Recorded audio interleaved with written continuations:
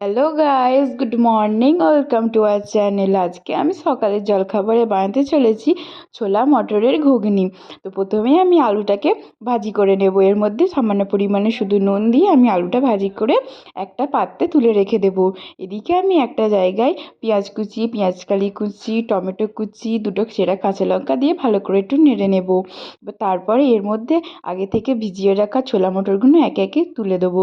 দিয়ে একটু ভালো করে নেড়ে চেড়ে নিয়ে আমি নেড়ে চেড়ে নেবো। নিয়ে এবারে একে একেতে মশলা দেবো। লঙ্কা গুঁড়ো, হলুদ গুঁড়ো, জিরে মরিচ গুঁড়ো আর আদা রসুন বাটা দিয়ে ভালো করে নেড়ে চেড়ে যখন দেখবো একটু মাখা মাখা হয়ে এসেছে, তখন এতে একটু পরিমাণ মতো জল দিয়ে দেবো সিদ্ধ হওয়ার জন্য।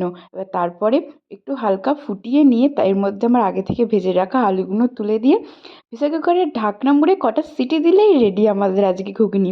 তো আমি ছোলা মটরের ঘুগনি মুড়ির সাথে খেয়েছি। তোমরা কিসের সাথে খাবে অবশ্যই জানাবে।